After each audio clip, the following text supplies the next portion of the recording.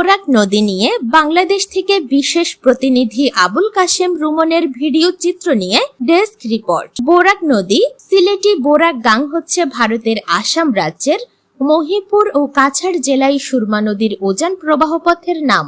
এই নদীটি প্রায় 564 কিলোমিটার 350 মাইল লম্বা এবং ভারতের নাগাল্যান্ড, মণিপুর, মিজোরাম এবং আসামের মধ্যে গিয়ে বাংলাদেশ হয়ে বঙ্গোপসাগরে পড়েছে। বোরাক নদী হচ্ছে দক্ষিণ আসামের একটি প্রধান নদী এবং সুরমা মেঘনা নদী ব্যবস্থার অংশ।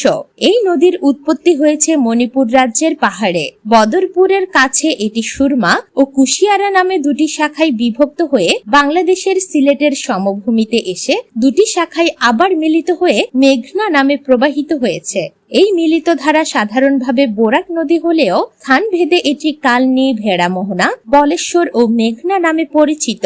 এটিকে ভারতের আভ্যন্তরীণ নৌপথ হিসেবে ব্যবহার করার জন্য তৈরি করা হচ্ছে।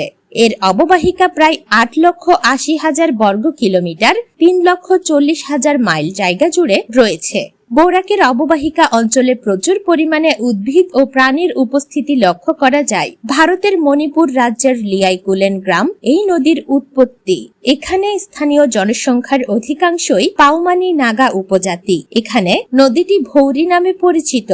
এর উৎসের কাছে নদীতে অনেক ঝর্ণার জল এসে পড়ে, যার মধ্যে আছে গুমতি, হাওড়া, গগনি, সেনাইবুড়ি, হরিমঙ্গল, কাকরাই, কুরুলিয়া, বালুঝুড়ি, সোনাইছড়ি ও দূরদরিয়া। এটি মণিপুরের মধ্যে দিয়ে পশ্চিমে প্রবাহিত হয়ে নাগাল্যান্ডে ঢোকে এবং তারপর দক্ষিণ পশ্চিমে প্রবাহিত হয়ে আসাম রাজ্যে ঢোকে। এখান থেকে এটি বাংলাদেশের দিকে চলে যায় এবং ভাঙ্গা বাজার দিয়ে বাংলাদেশে প্রবেশ করে। সুপ্রিয় দর্শক, আমি যে জায়গা থেকে আমি কথা বলছি সেটি হচ্ছে জকিগঞ্জ উপজেলার 12টি ইউনিয়নের আমসি গ্রামের ত্রিনদীর মোহনার থেকে আমি দাঁড়িয়ে কথা বলছি। আপনাদেরকে দেখানোর চেষ্টা করছি। আমার পিছন থেকে দেখা যাচ্ছে যে বরাক নদীটা এসেছে আসাম থেকে এখানে বাংলাদেশের সাথে সংযুক্ত হয়েছে এবং যে পয়েন্টটি আপনারা দেখছেন যে পানি ঢুকছে সেই পয়েন্ট থেকে পূর্ব পাশ দিয়ে গেছে আপনার দেখতে পাচ্ছেন যে কুশিয়ারা নদী এবং পশ্চিম পাশ দিয়ে চলে গেছে সুরমা নদী এবং এই দুটি নদী সুরমা এবং কুশিয়ারা বাগ হয়ে পানি বন্টন হয়ে যাচ্ছে এবং এই পয়েন্টটি অত্যন্ত সুন্দর আকৃতিতে এখানে পানি আসার পরে দুটি নদী দিয়ে বাগ হয়ে যাচ্ছে এবং এখানে যদিও এখন পানি কমে গেছে, যদি বর্ষার সিজন হতো, বর্ষার সময় যদি দেখা যেত তাহলে আপনারা দেখতে পাচ্ছেন যে অনেক সুন্দর দেখা যাচ্ছে এখান থেকে, কিন্তু এখানে দেখা যাচ্ছে যে এখন পানি কমে যাওয়ার কারণে তারপরে পানিটা আস্তে আস্তে বন্টন হয়ে যাচ্ছে।